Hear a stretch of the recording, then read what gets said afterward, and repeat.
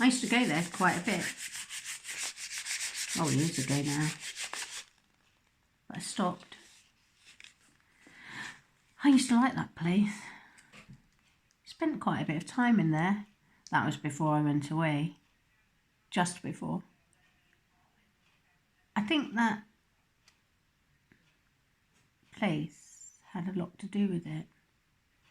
They were all a good bit older than me, but they always used to listen. I thought they understood what I said. I mean, I used to talk to them. I talked too much. That was my mistake. The same in the factory, standing there or in the breaks. I used to talk about things. And these men, they used to listen whenever I had anything to say. It was all right. The trouble was, I used to have kind of hallucinations.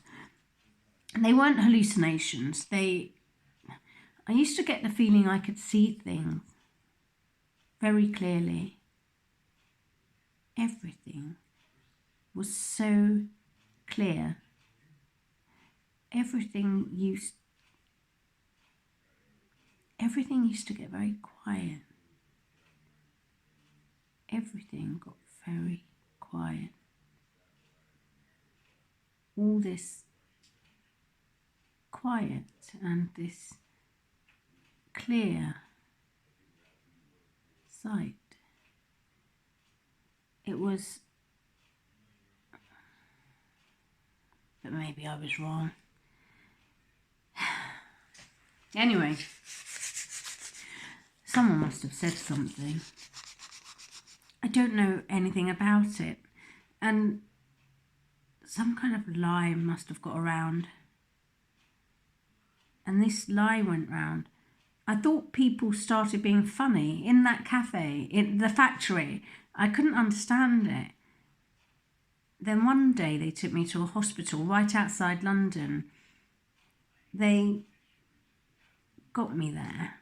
I didn't want to go.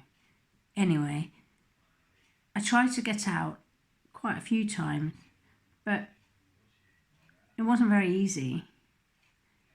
They asked me questions in there, got me in and asked me all sorts of questions. Well, I told them, when they wanted to know, what my thoughts were. Then one day, this man, doctor, I suppose, the head one, he was quite a man of distinction. Although I wasn't as sure about that. He called me in. He told me I had something. He said they'd concluded their examination. That's what he said. And he showed me a pile of papers and he said that I'd got something, some complaint. He just said that, you see, you've got this thing. That's your complaint. And we've decided, he said, that in your interest, there's only one course we can take.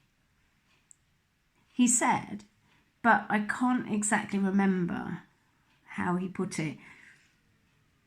He said, we're going to do something to your brain. He said, if we don't, you'll be in here for the rest of your life. But if we do, you stand a chance. You can go out, he said, and live like the others. What do you want to do to my brain? I said to him. But he just repeated what he'd said. Well, I wasn't a fool. I knew I was a minor. I knew he couldn't do anything to me without getting permission. I knew he had to get permission from my mother. So I wrote to her and told her what they were trying to do. But she signed their form, you see, giving them permission. I knew that because he showed me her signature when I brought it up. Well, that night, I tried to escape. That night, I spent 5 hours sawing at one of the bars on the window in this ward, right throughout the dark. They used to shine a torch over the beds every half hour, so I timed it just right, and then it was nearly done, and a man had a fit right next to me, and they caught me anyway. About a week later, they started to come round and do this thing to the brain.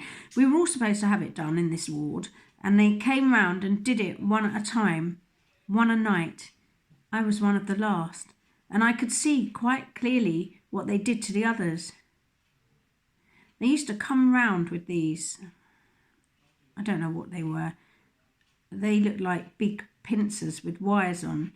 The wires were attached to a little machine. It was electric. They used to hold the man down, and this chief, the chief doctor, used to fit the pincers, something like earphones. He used to fit them on either side of the man's skull. There was a man holding the machine, you see, and he'd turn it on, and the chief would just press these pincers on either side of the skull and keep them there. Then he'd take them off. They'd cover the man up and wouldn't touch him again until later on. Some used to put up a fight, but most of them didn't. They just lay there.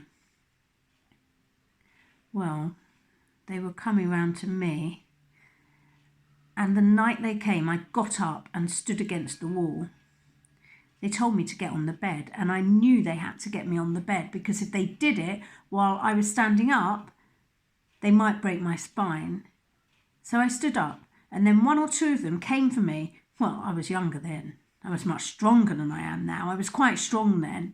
I laid one of them out, and I had another one round the throat, and then suddenly this chief had these pincers on my skull, and I knew he wasn't supposed to do it while I was standing up. That's why Anyway, he did it. So I did get out. I got out of the place. But I couldn't walk very well. I don't think my spine was damaged. That was perfectly all right. The trouble was, my thoughts had become very slow. I couldn't think at all. I couldn't get my thoughts together. I could never quite get it together. The trouble was I couldn't hear what people were saying. I couldn't look to the right or the left. I had to look straight in front of me, because if I turned my head round, I couldn't keep upright, and I had these headaches. I used to sit in my room. That was when I lived with my mother and my brother. He was younger than me.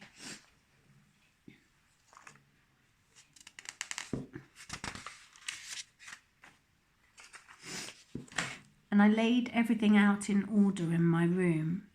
All the things I knew were mine, but I didn't die. The thing is, I should have been dead. I should have died.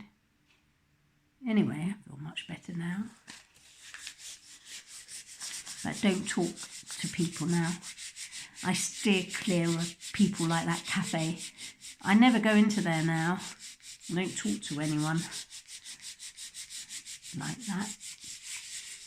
I've often thought of going back and trying to find the man who did that to me. But I want to do something first. I want to build that shed in the garden.